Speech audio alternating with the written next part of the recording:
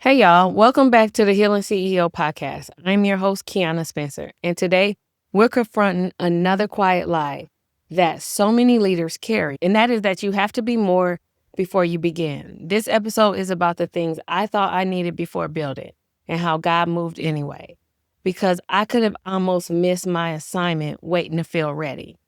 And I know I'm not the only one. Some of you are sitting on blueprints, breakthroughs, and businesses because you've been taught to believe you need more before you move. That is called the myth of readiness. Let me take you back to the very beginning for me. It was before the website and even before the name. I had a fire in my belly and a vision on my heart. But I also had a checklist longer than a CVS receipt. I told myself I needed a clinical license. I needed a partner who knows more than me. I needed to look more professional. And I needed to fix everything in my personal life first.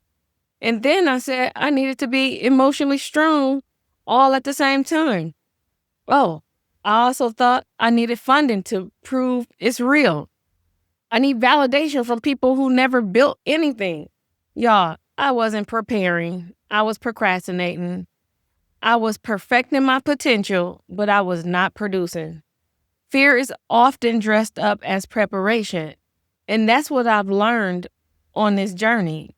If fear doesn't always come in a panic attack, sometimes fear puts on a pencil skirt and calls itself planning. It sounds a bit like, let me just research a little more. Let me take, just one more course. Let me wait until I feel just a little bit more confident. I'm not ready. We spiritualize it too. We call it discernment. We say we're waiting on God, but sometimes it's really God who's waiting on us. You just can't heal your way into being brave. Sometimes you have to move and trust healing will catch up with your obedience. So the story of my shift, when the turning point for me came during a late night, halfway through a grant application that I had already rewritten about 4 times. I was sitting in the dark not because the light was off, but because my vision felt dim. Every time I typed something bold, I backspaced it. Every time I tried to describe the mission, I watered it down. I kept saying, I'll submit this once I well. And then I heard this inner whisper, the one that doesn't yell but shakes you anyway. And that whisper said, you're not waiting on clarity, you're waiting on permission. That moment shifted everything for me because it reminded me I was already qualified by my lived experiences. I was already anointed through the healing I had walked through. I didn't need perfection. I needed permission. And the only person who could give me that permission was me. And that's when I realized that there was a lot that I actually didn't need. Here's what I thought I needed and what I actually moved forward without. I thought I needed a team. I started solo and learned how to lead myself first. I thought I needed a flawless brand. I refined it as I grew. I thought I needed a startup budget. I stretched what I had. I thought I needed full emotional clarity. I showed up messy but authentic. And then I thought I needed formal credentials.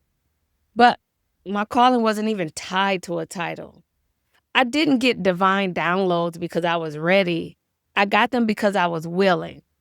And there is much to be gained by starting anyway. And because I started anyway, not perfect, not polished, but presence, here's what I gained. My voice. I created momentum that systems alone could never give me. I discovered creative solutions I wouldn't have considered if I had more. I attracted collaborators who were aligned with my values, not just my vision. I definitely deepened my faith because starting with nothing forced me to trust God for everything. Favor doesn't chase perfection. Favor follows faith. There's this lie out there that you need a bunch of external stuff to be legitimate.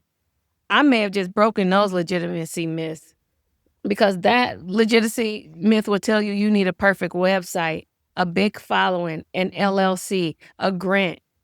even a speaking opportunity. But none of that makes you legitimate. Your yes does.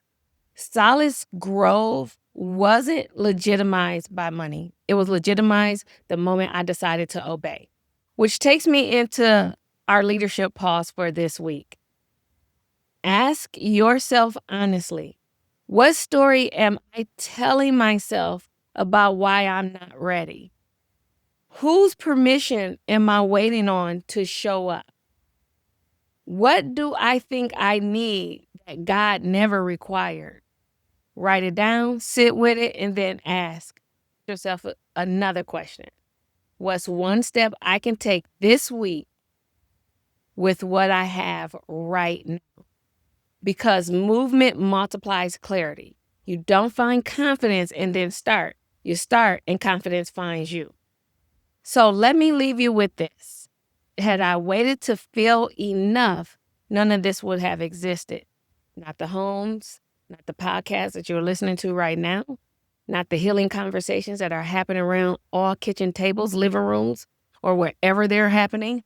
All of that started with one imperfect yes. So here's your reminder. You don't need a team to be powerful. You don't need credentials to be called. You don't need to be healed to begin helping. You just need to start. Subscribe on your favorite platform. Visit solacegrove.org to learn more, join our movement, or just send a word of encouragement. And share this episode with someone who's been waiting for the right time, because the right time is now, right now. Let's keep healing forward together. I'm Keana Spencer, and this is the Healing CEO Podcast.